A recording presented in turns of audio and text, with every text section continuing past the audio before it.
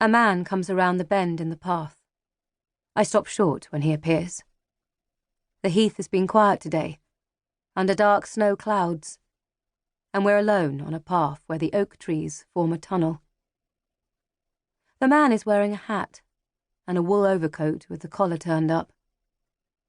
When he stops to light a cigarette, I'm close enough to see his knuckles rising under his gloves, but his face is hidden by the brim of his hat.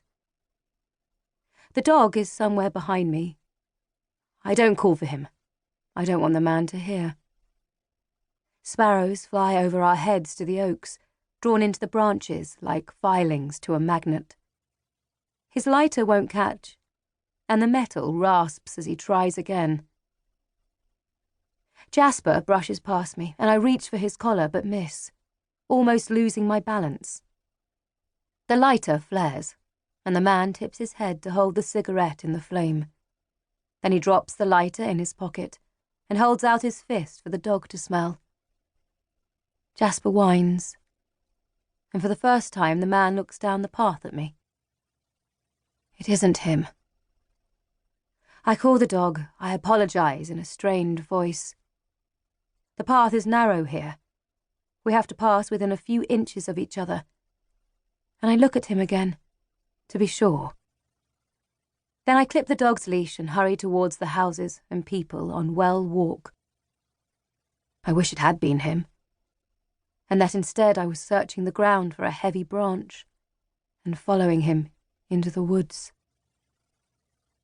It's been like this for the past 3 days, since the detective's visit. I've been seeing him everywhere.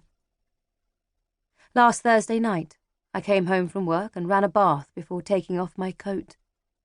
While water filled the tub, I said hello to Jasper, kissing the crown of his head.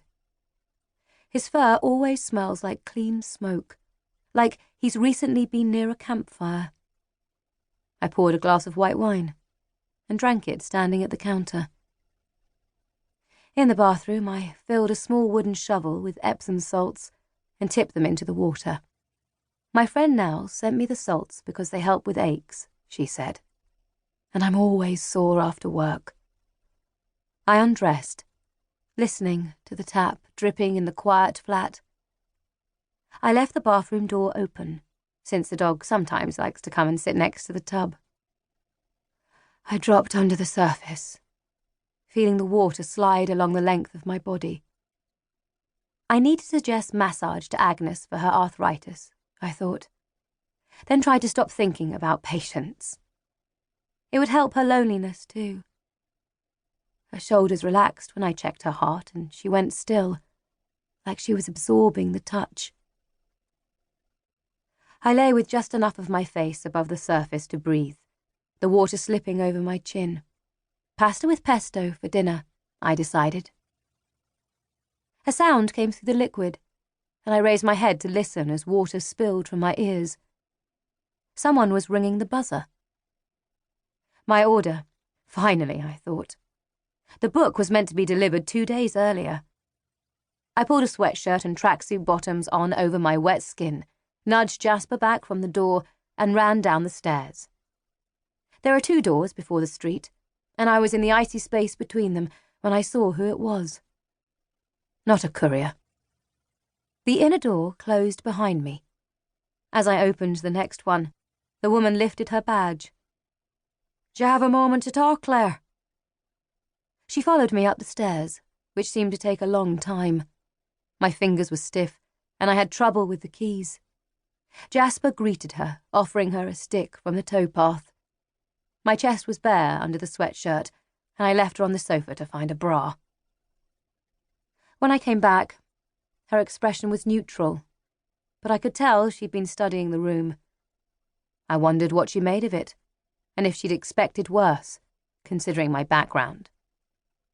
It was warm, and the lamps were lit. There were books on the shelves, invitations on the fridge, a holly wreath above the mantel. She might have thought I'd made the best of a bad hand.